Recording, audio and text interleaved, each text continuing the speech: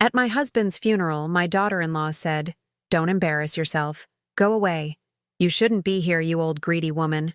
So I let her think she'd won, until the will was read out loud. I hadn't even made it past the entrance of the funeral home before I heard her voice slicing through the quiet like a knife. Heather stood there, arms crossed, jaw tight, with that same half-smile she always wore when she thought she had the upper hand. And she usually did, especially with my son standing silently behind her, not meeting my eyes. I hadn't seen Robert, my own son, in almost a year. Not since Harold got worse and everything started shifting behind my back. I thought maybe the funeral would be different. That grief might soften whatever walls had been built between us, but it didn't. If anything, they looked like they had already mourned me too. "Mom, maybe it's best if you don't cause a scene today," Robert mumbled without lifting his eyes from the floor. His voice was dull, like he was reciting something rehearsed. "Hold on a moment before we move forward. Let us know where in the world you're watching from, and if you're loving these stories, don't forget to hit subscribe. Tomorrow's episode is going to be absolutely mind-blowing." I stood still, right on the edge of the carpeted hallway. My husband's photo, framed in silver, was sitting on an easel to my left. His smile, real and warm, almost made me turn around and leave. But I didn't. Not yet. "I just want to say goodbye to my husband," I said. My voice was calm. Too calm. I think it made Heather angrier. Her eyes narrowed like she couldn't stand that I hadn't raised my voice, like she expected me to scream and cry. But I didn't give her that. "You already said your goodbyes when he was dying in that house you refused to leave," she snapped. I opened my mouth to respond, but then I saw them, his cousins, his business partner, two people I didn't recognize who looked like they'd come from the country club, all staring at me, pretending not to listen, but clearly hanging on to every word. I closed my mouth and nodded once. Then I walked away from the front doors and sat in the very back of the chapel, by myself. No one followed. Not even Robert. The rest of the funeral was a blur of polished speeches and cold condolences that weren't meant for me. The minister referred to me once, calling me Harold's first wife, before quickly moving on. It felt like I had been erased, as if our 42 years together were nothing more than a footnote to be rushed past. I didn't cry during the service, not because I wasn't sad. I was. But not just because Harold was gone. It was because somewhere deep inside, I knew he wouldn't have wanted this. And I wasn't sure if I'd lost him before he even passed. When it was over, I waited until everyone left.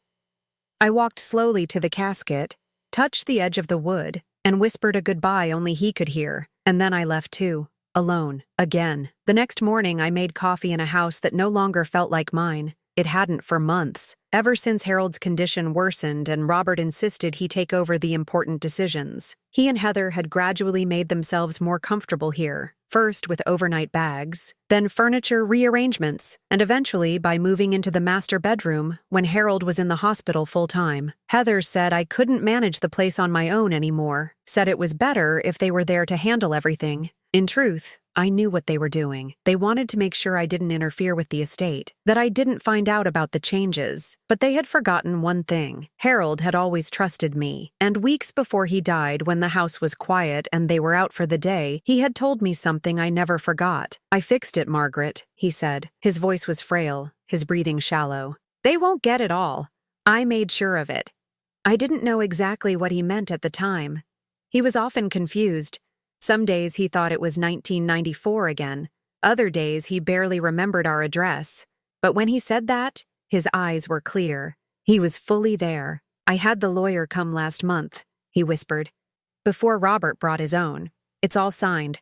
Just stay quiet until it's done." He never mentioned it again. And I didn't press him. I didn't even ask what it was. I didn't want to get my hopes up. But I remembered his words like they were carved into my chest. 4 days after the funeral, I received a call from Mr. Patterson, Harold's longtime lawyer. "Mrs. Edwards, we're holding the formal will reading next Tuesday at 10 a.m. at my office. I've already notified the other parties. I trust you'll be there?" I confirmed, still unsure of what I'd find when I walked into that room. I didn't tell anyone. Not even the neighbor who brought me soup every evening. I spent the week in silence, pretending nothing was wrong. Pretending I hadn't been dismissed like a stranger at my own husband's funeral. The morning of the reading, I arrived 5 minutes early. Heather and Robert were already in the waiting area. She looked smug. He looked tired. Neither greeted me. We were called into the conference room. Mr. Patterson offered us coffee. Only I accepted. "I'll keep this brief," he began, unfolding a thick envelope. "This is the last and legally binding will and testament of Harold Edwards, dated 3 weeks prior to his passing. I will now read it aloud." Heather sat forward slightly, her hand brushing Robert's arm. He didn't react. I kept my eyes on the window behind Mr. Patterson. I didn't want them to see anything in my face. Not hope, not fear, nothing. "As per my final wishes, I leave the entirety of my estate, including all assets, properties, and financial accounts, to my wife of 42 years, Margaret L. Edwards." Silence. Dead. Thick silence. Heather blinked slowly, like she didn't understand the words. Robert turned toward Mr. Patterson. "I'm sorry, what?" he asked. "The entire estate has been left to Mrs. Edwards," Mr. Patterson repeated. "Your father made these arrangements in the presence of 2 witnesses and a notary. It is all documented." "But he said, we talked about—" "There was another version," Robert stammered. "He signed something else. If there was another document, it was not filed through my office," Mr. Patterson replied, "and without it being properly witnessed and notarized, it would not hold up in court." Heather stood. "This is ridiculous. She hasn't done anything in years. We've been taking care of everything." I finally looked at her. "You mean taking everything? You made that very clear." Her mouth opened to argue, but nothing came out. I turned to Mr. Patterson. "What about the house?" "It remains yours," he said, smiling faintly. "Along with the lake property and the investment accounts. There's also a letter Harold left for you. I'll give it to you privately after we conclude." Robert looked like he'd aged 5 years in 5 minutes.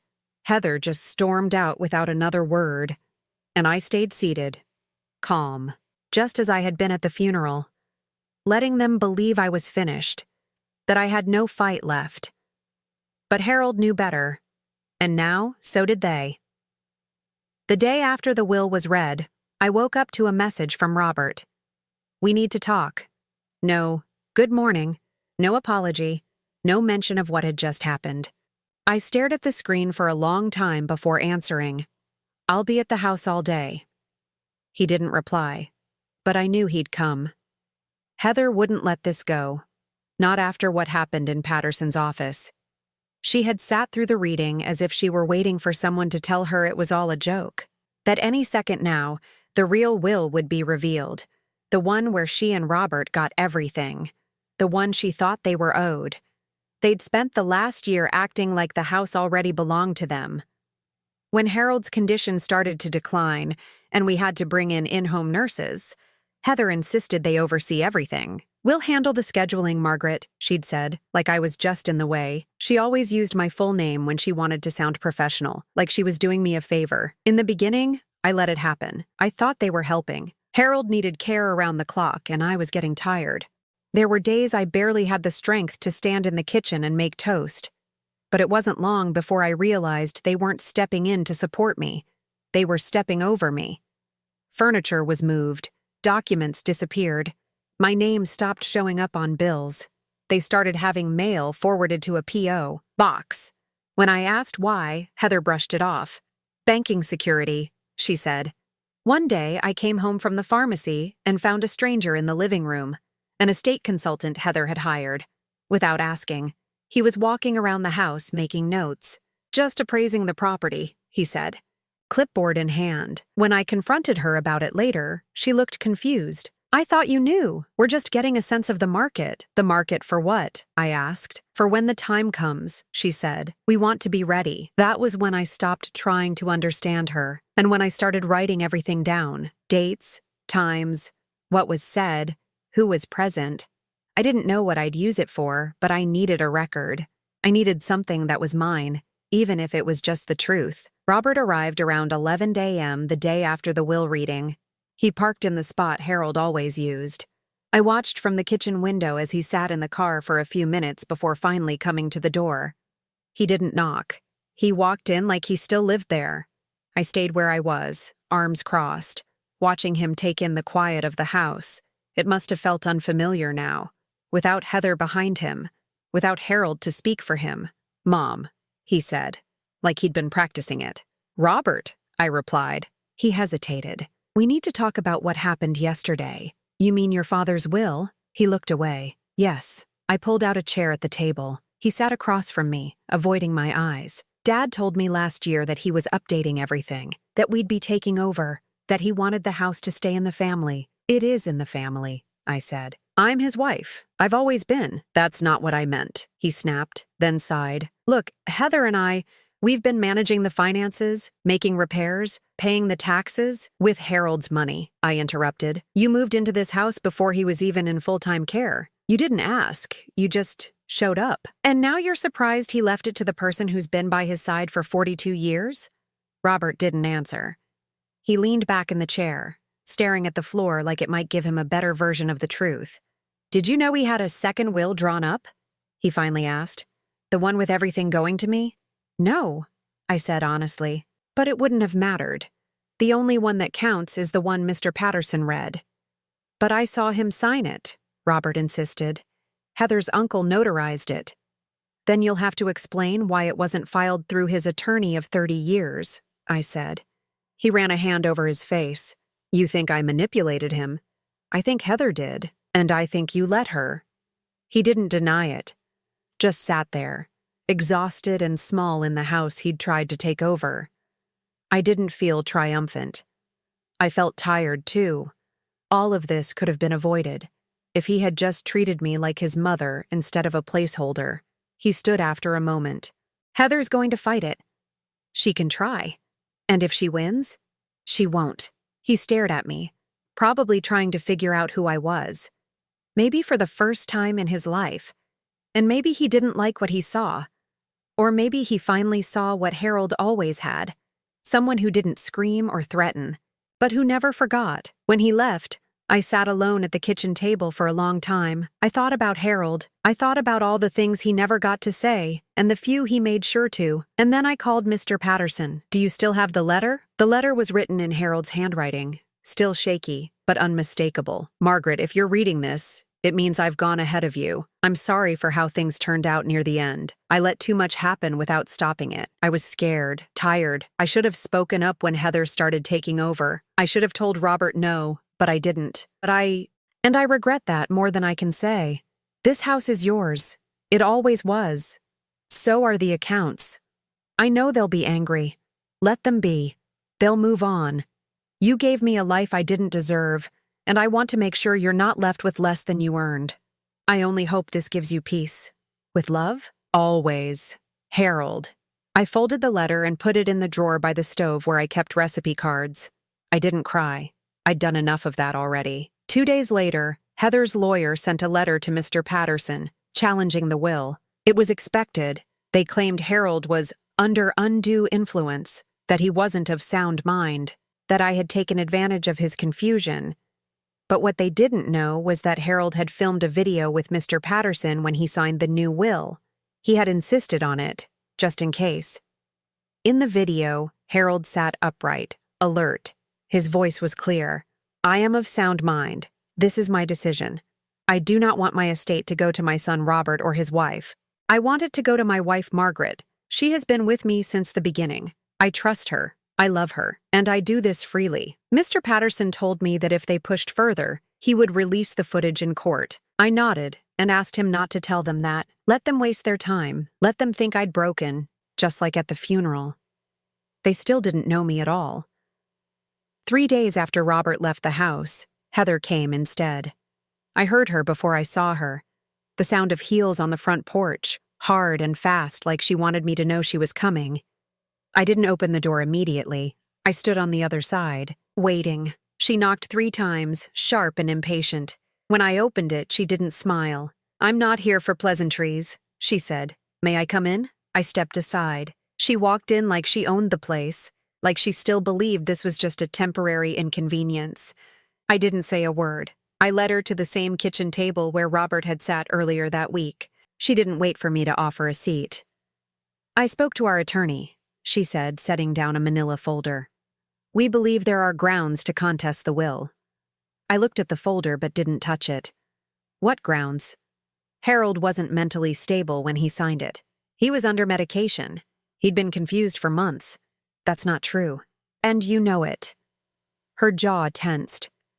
You took advantage of a dying man. You isolated him.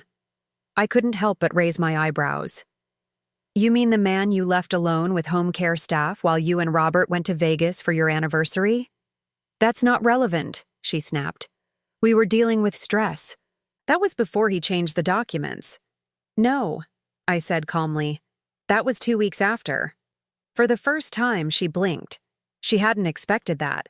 She hadn't expected me to know when the new will was signed. She leaned back slowly, calculating. We're giving you one chance to do the right thing.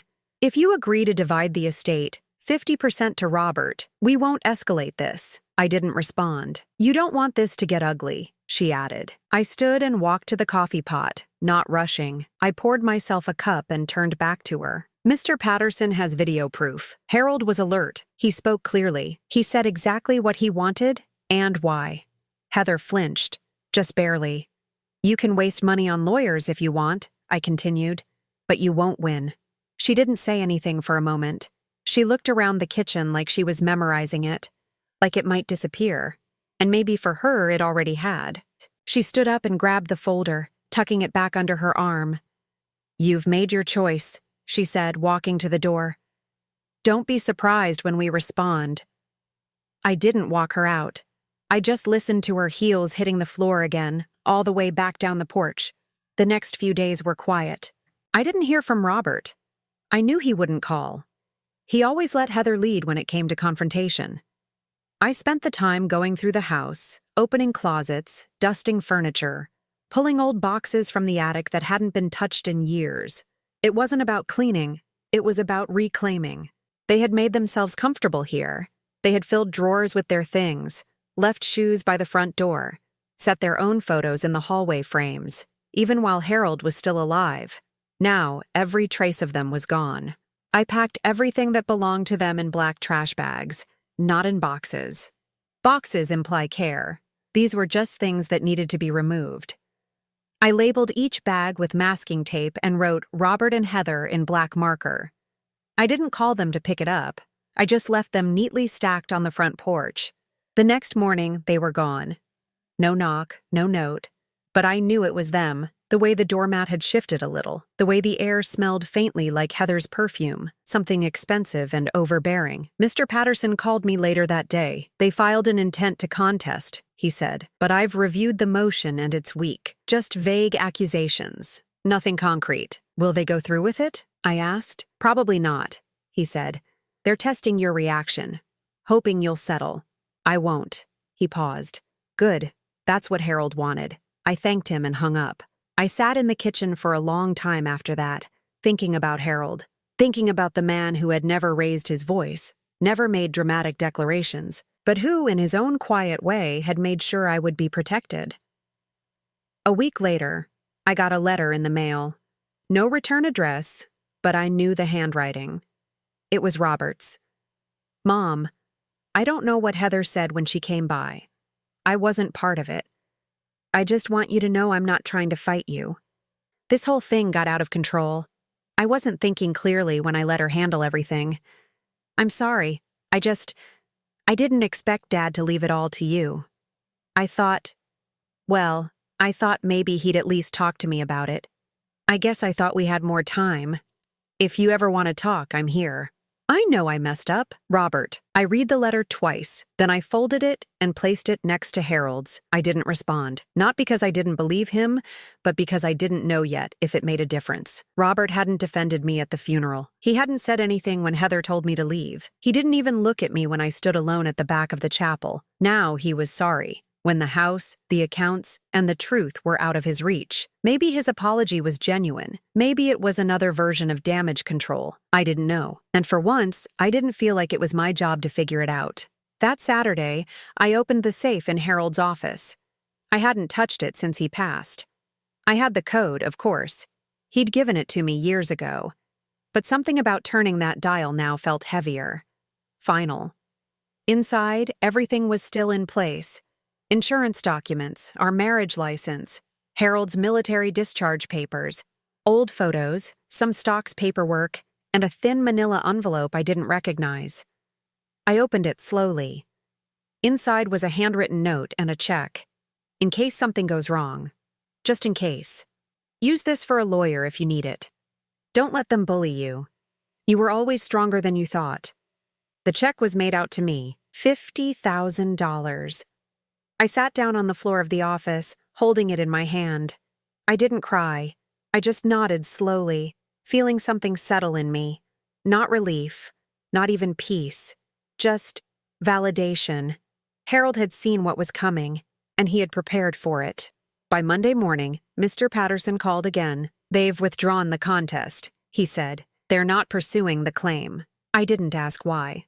I already knew. "They are still angry," he added, "but they won't say it publicly. I think they're embarrassed." "Good." He paused again. "There's one more thing. Harold included a clause in the will about the lake house." "What about it?" "He wanted you to decide what to do with it, whether to keep it or sell it. But either way, he wanted you to visit one last time, said you'd understand once you got there." I hadn't been to the lake house in over 2 years. It was where we used to spend summers when Robert was a boy. Later, Harold and I would go alone. He always said the air made him feel younger. I told Mr. Patterson I'd go, not for Harold, not even for the house, but because I needed to close a door, and I was finally ready to open another. It had been just over 2 weeks since the funeral, and the silence between me and Robert remained intact. Heather never contacted me again, not after the legal challenge was withdrawn. I suppose she didn't see the point anymore, but even with the contest behind us, I couldn't shake the feeling that something was unfinished. Mr. Patterson's comment about the lake house stayed with me. Harold had wanted me to visit. He had insisted, and if Harold said something with intention, he meant it. The following Saturday, I packed a weekend bag and drove up to the lake property. It was a 2-hour drive, mostly through quiet roads that wound through hills and tree lines that were still tinged with the last traces of fall.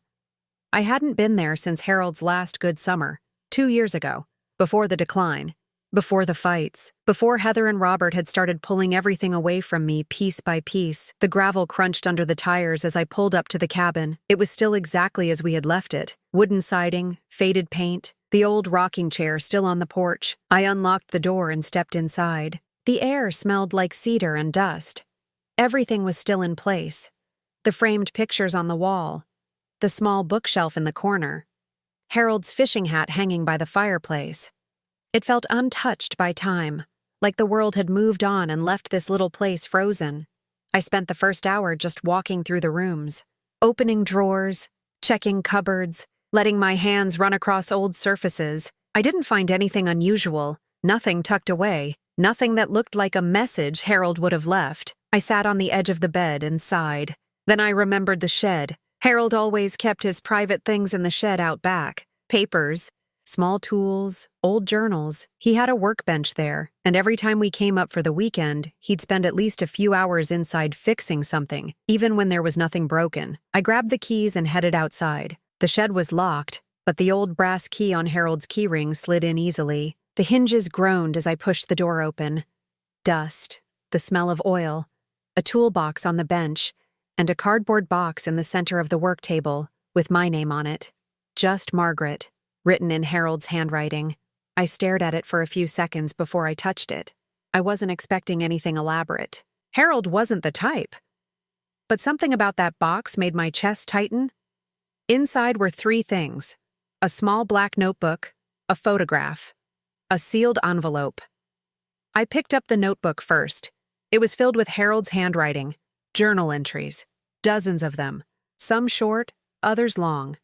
They were dated sporadically, mostly within the last year of his life. I sat down on the edge of the workbench and started reading. June 2nd. Margaret's tired.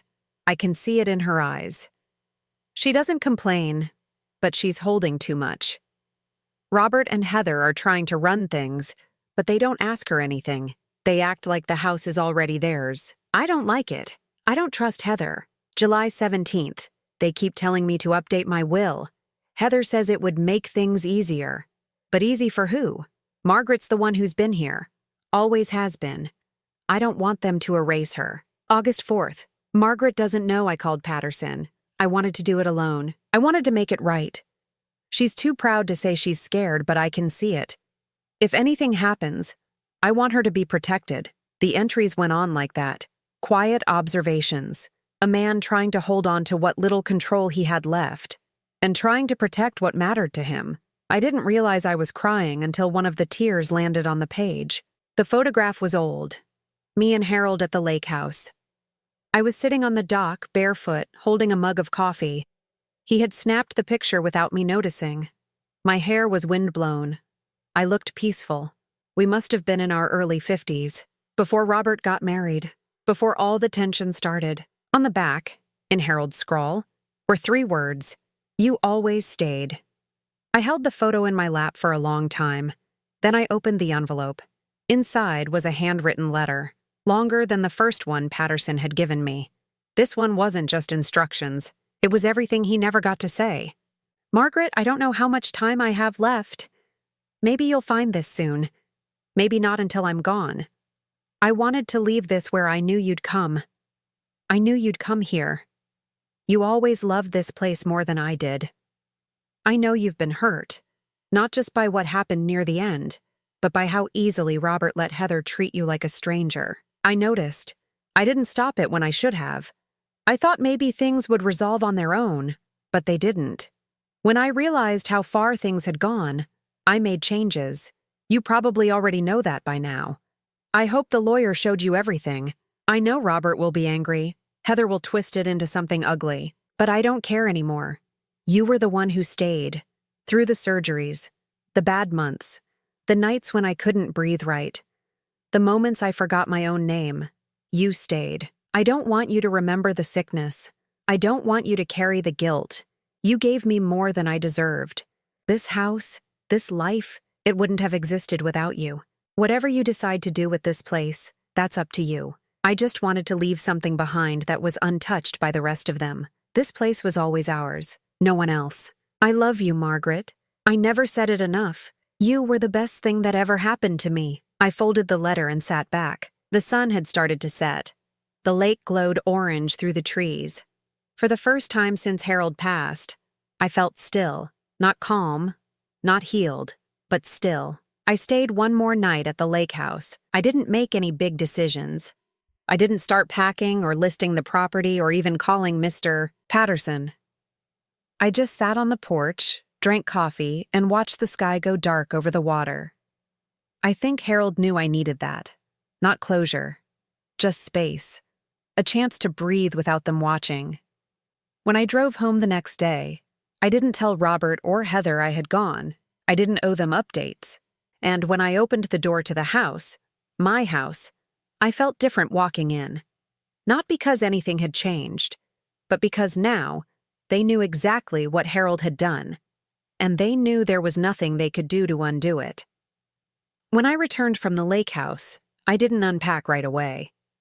I set the bag down in the hallway and sat at the kitchen table with the lights off, just listening to the quiet. It wasn't peace, not yet, but it was absence. Absence of shouting, of footsteps that didn't belong, of doors closing hard at night. Harold's presence lingered in the house, but not in a haunting way. More like the smell of his aftershave still faintly on his coat hanging by the closet. I made coffee and checked my voicemail. 2 missed calls from an unknown number, and 1 from Robert. I didn't listen to them. Not yet. The following morning, I went into Harold's office and started organizing the documents Mr. Patterson had mailed over after the contest was withdrawn. Everything was now in my name. The main house, the lake property, the retirement accounts, and the investments Harold had made during his final years. There was more than I had expected. Apparently, Harold had sold some of his stocks shortly before he passed and had moved part of the money into a private fund under both our names, but set to transfer to me exclusively upon his death. The paperwork had been processed without a hitch. Heather must have realized it too, because the text came just before noon. You got what you wanted. I hope you can live with yourself. That was all it said. No greeting, no signature, just bitterness. Pure and focused. I deleted it. Later that day, I drove to the bank and set up a meeting with a financial advisor. I had no plans to buy anything extravagant, but I wanted control over everything, down to the cent. For the first time in years, I could make decisions without someone questioning me. While I waited to be called, I looked through my old wallet, tucked away in my purse. Inside was a grocery receipt from last year. I had bought a roast, potatoes, medication for Harold, and 2 bottles of wine Heather had requested when they were staying at the house, just for the weekend. I kept it as a reminder.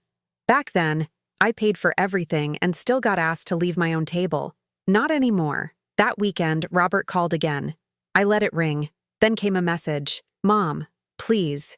I know things got twisted. Heather's upset, but I didn't want it to go like this. Can we meet? I sat with the phone in my hand for a few minutes. Then I responded with a single word. Tomorrow, 4 p.m. Here. I wanted it to be on my terms. Robert arrived 10 minutes early. He looked different, thinner, dark circles under his eyes. He didn't look like the same man who had stood next to Heather during the funeral, silent while she spat her insults. I didn't invite him to sit. He sat anyway. I'm not here to fight, he said.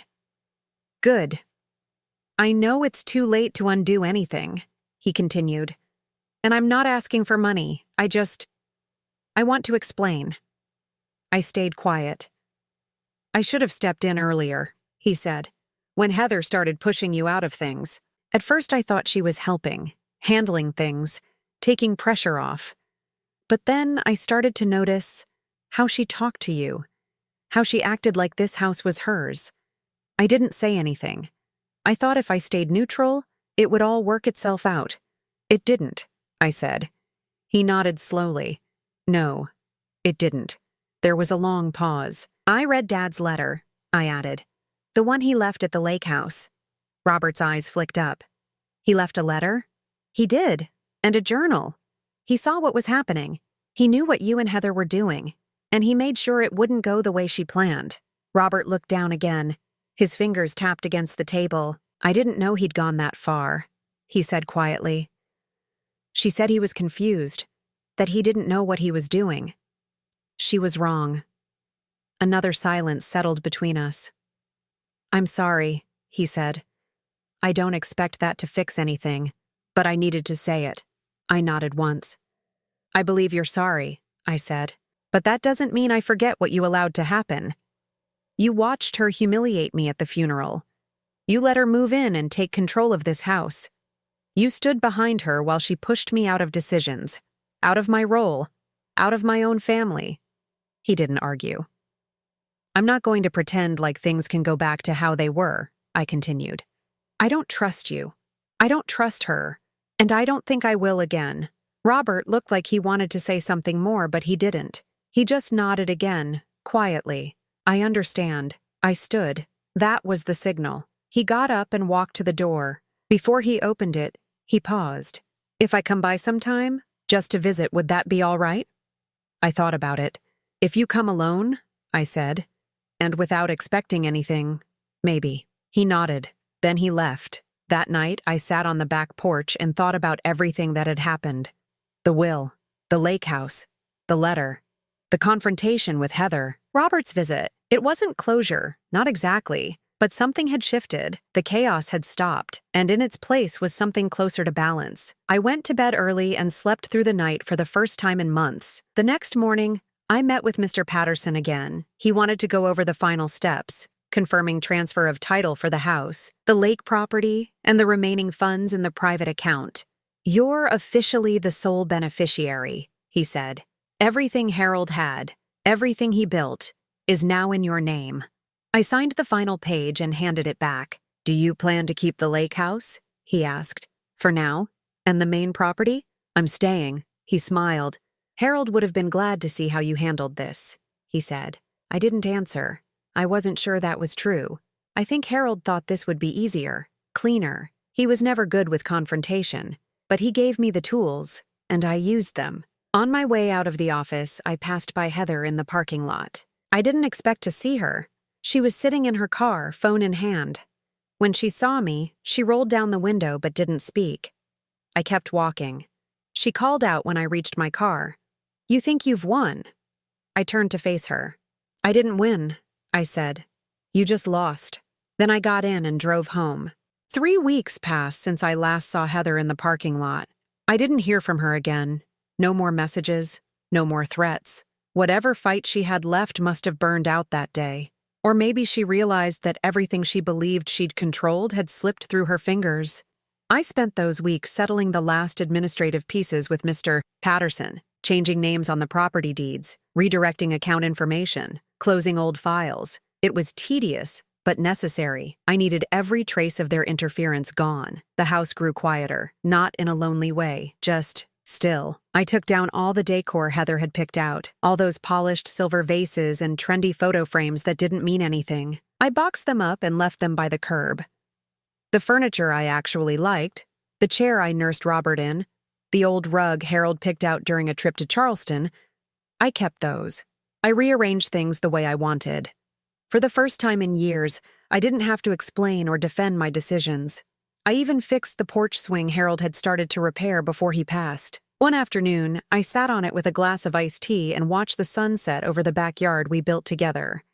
I didn't feel victorious. I didn't feel angry. I just felt still. One evening, Robert showed up again. This time, he called first. "I'm nearby. Would it be okay if I stopped in for a few minutes?" I said yes. I didn't know why exactly. Maybe I was curious. Maybe I wanted to see if anything had changed.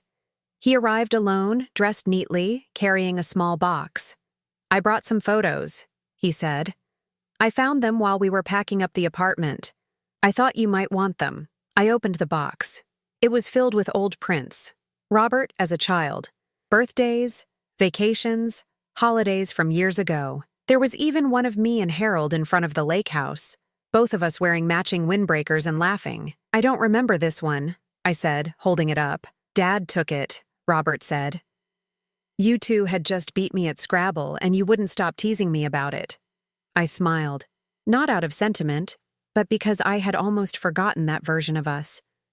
Before everything got complicated. Before Heather's voice became the loudest one in the room. "Thank you," I said, setting the photo aside. Robert sat across from me at the kitchen table, same as before. "I didn't come to ask for anything," he said quickly. "Heather and we've decided to separate." I didn't say anything. "She didn't take the loss well," he continued. "She still talks about it like it was some kind of betrayal." "It was," I said, "but not by Harold." He nodded, slow. "I know." There was a long pause. "I think I let her shape too much of how I saw you," he admitted. "She always said you were controlling, that you held Dad back, that you were just bitter about the way things were changing." "And you believed her?" "For a while," he said honestly. "It was easier than admitting I didn't know what was happening." That was the first honest thing he'd said in years.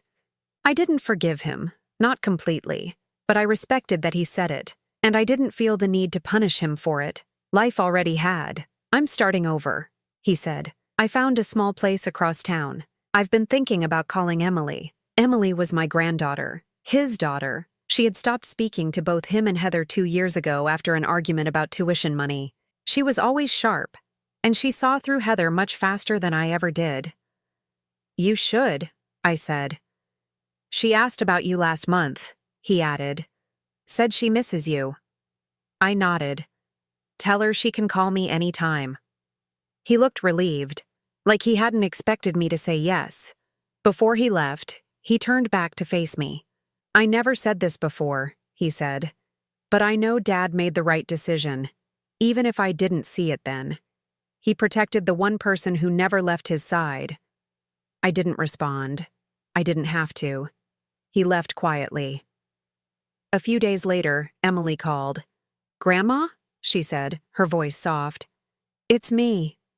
I hadn't heard her voice in years, and suddenly it felt like the house wasn't so quiet anymore. We talked for nearly an hour. She asked about the lake house, about how I was doing, about whether I'd ever want to visit her in Boston. She was working full-time now, had a small apartment, and was doing well. She sounded proud, independent. Before we hung up, she said, "I'm glad Grandpa left everything to you. I know they treated you like a burden, but I always knew better." Those words stayed with me for days.